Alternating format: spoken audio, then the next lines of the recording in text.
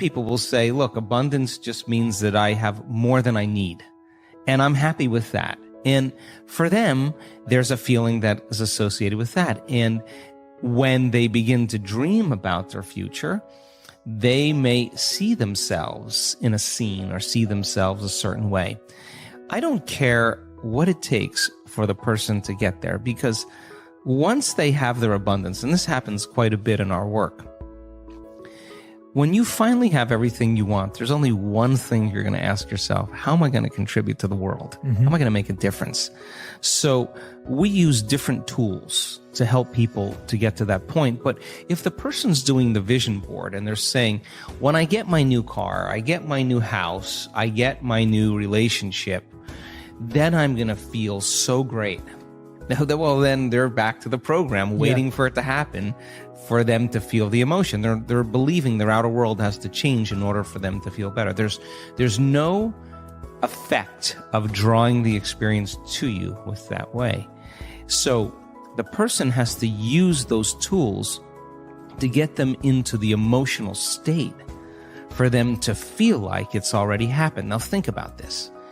If you get up from a creative process and you feel grateful, you feel a love for life, you feel a joy for existence, you feel a passion for the moment, you will not be looking for your future, because you'll feel like it's already happened.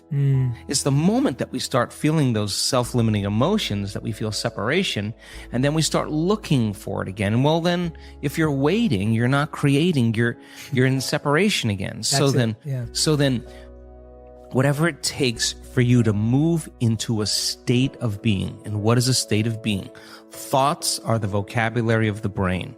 Feelings are the vocabulary of your body. How you think and how you feel creates your state of being.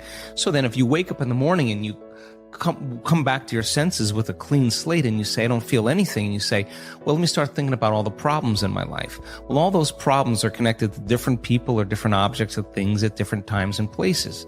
The moment you remember your problems, a memory is a record of the past. You're thinking in the past. Every one of those problems has an emotion associated with them. So all of a sudden you start feeling unhappy, you start feeling bitter, you start feeling frustrated. So now your body's in the past. So then most people then create a state of being that's connected to their past. And if they're in the familiar past, then they are going to crave the predictable future, and they're going to fall back into routine. So then we want people then to get very clear on that vision of their future, however they do it, and begin to combine that clear intention with an elevated emotion.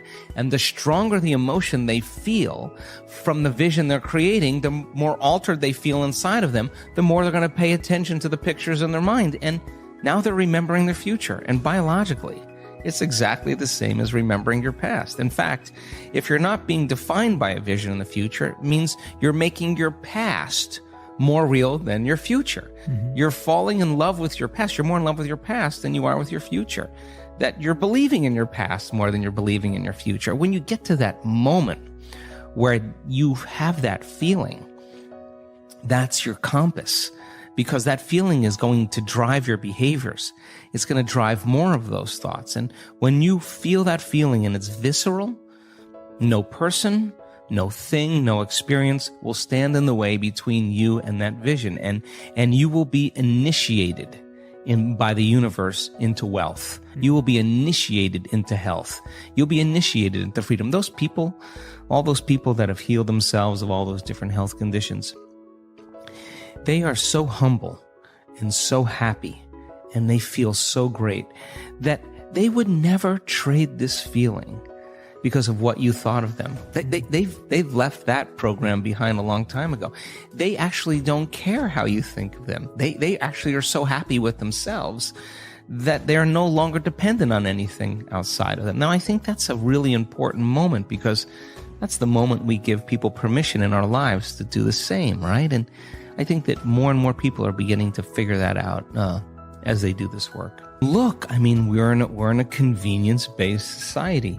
I mean, if you lose your internet connection or your cell phone doesn't do what it's supposed to, people get angry. Like, that's 20 seconds, right? So here you are creating something out of nothing, and you don't have the patience, well, that has to come out, because a very, very masterful person who is abundant had to own impatience. So then never make it be about the end result.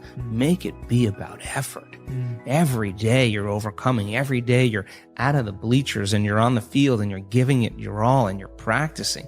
You're keeping your energy up greater than your habits in your body or the emotional conditioning of your body, greater than any circumstance in your environment, and sustaining it for an extended period of time. And then all of a sudden, when you're connected to the energy of your future, and you know what that feels like, you will know the moment you return back to the energy of your past. And if you tell me it's because of your boss or your coworker or your ex, I'm going to say, you're back to the unconscious program that you're the victim of your life, right? Absolutely. So then it takes some unlearning, and the unlearning process is the most important process, because once you do that, you're clearing out room for the next creation to be easier, and the next one to be easier, because you're starting to understand the formula a little better. And you start saying, I'm not going to take that personally, or I'm not going to react, or I'm not going to go back to that person again. I'm just going to self-regulate again. You only need a few experiences to know that this is the truth. And then you start managing your attention, and you manage your energy a lot better. And I think that I always say, I don't care that you fall off the horse. I just care when you get back on, right? Because some people fall off and then they have to go into guilt and analysis, and they take weeks. And well, you could have just said, I fell off. Let me just get back on and keep going here. I think that emotions are energy in motion. And so let's just say that we share the same experiences, okay? We're friends and we share the same experience. You're from London, I've been to London, my daughter lives in London, and we have, hey, you do this, I do that, you did that, you own this, I own that, So what we do is we actually look to see, when we meet people, if we're matching neurologically, if we're matching emotionally. So if we share the same experiences, we share the same emotions. And if we share the same emotions, we can relate to one another. So this is where it gets sticky. So then the moment you start saying, that person did that to you once. Yeah, that person, I had a similar experience. That person did that to me. Now we open the door, like, I'm going to use you to reaffirm my attachment to that emotion. And let's just work it up so that you can suffer and I can suffer, and then we can have a conversation. And literally, we're sharing the same energy. And if we're sharing the same energy, we're sharing the same information, and we're bound by an invisible field of energy that keeps us connected. So then what does it take to break that energetic field? An energy that's greater than the energy that's holding it together. That's how you separate atoms that become a molecule. They're bound by an invisible field of energy that's keeping them connected. So you got to use a greater energy than the energy that's holding them together to separate them. Well, in order for you to change, then you can't have energy without awareness or consciousness. You got to go to a greater level of consciousness and change your energy. And nobody changes, Jay, until they change their energy. And when they change their energy, they change their life. So then you may say, well, this person, I use this person, and I use my enemy to reaffirm my addiction to hatred. I use my coworker to reaffirm my addiction to judgment. I use my ex to reaffirm my addiction to resentment. That we have these different people in our lives that we need to remind us of who we think we are. The enemy dies and you find another one. Your coworker leaves and you start judging another one. It's not that. So then when there's no longer a vibrational match, when you start doing the work, there's no longer a vibrational match with you and your past, present reality, that person or that condition any longer.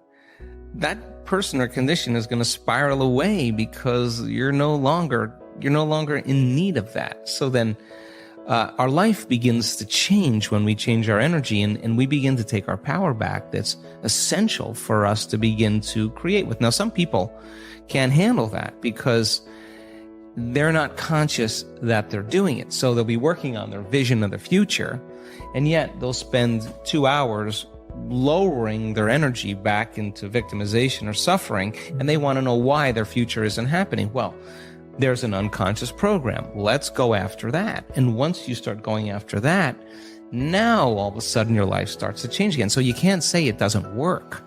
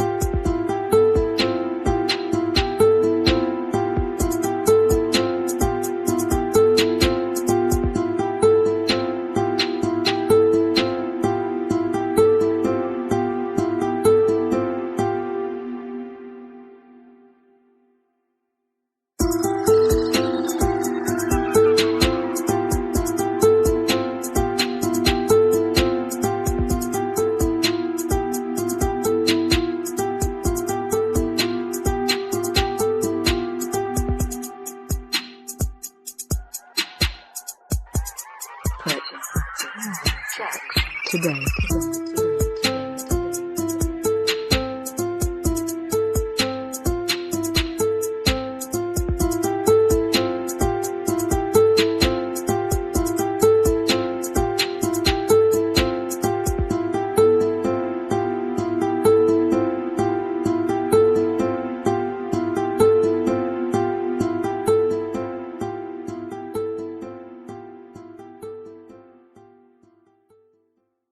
Some level we don't work, and if you're really invested in this, the question is, what is it about me?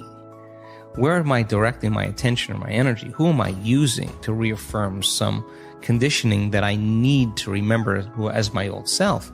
So then when you stop reacting to the person, or the person's now complaining to you and you're not complaining back, it's going to be an uncomfortable moment, because you're all of a sudden seeing a part of you used to be that you no longer are, and you have to be willing to not go there. And over time, that person will thank you and they'll say, I didn't even know that I was complaining that much. And by changing yourself, you help others. That's how it works. We are back with Complete the Quote challenge. Can you complete the quote and give us the right answer? All you need to do is to complete the quote or statement that we choose, and if you can do it first, you're the daily winner. Your job is to write the correct answer in the comments below the video, or your guess if you're not sure. In the previous video we were looking for 2 words. The quote belongs to Dr. Joe Dispenza and it goes like this: that which we are seeking is, and the correct answer is seeking us. So that which we are seeking is seeking us. Today we are looking for 2 words, and the quote belongs to Joe Dispenza also.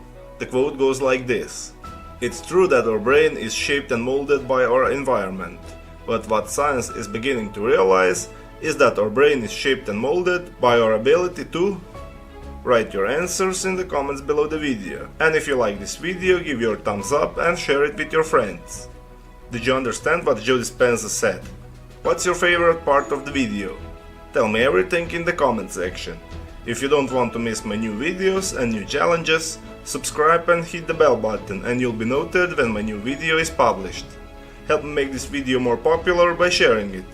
If you really like what we do here and want to support us, you can join our channel and our community for a symbolic fee and gain many other additional features.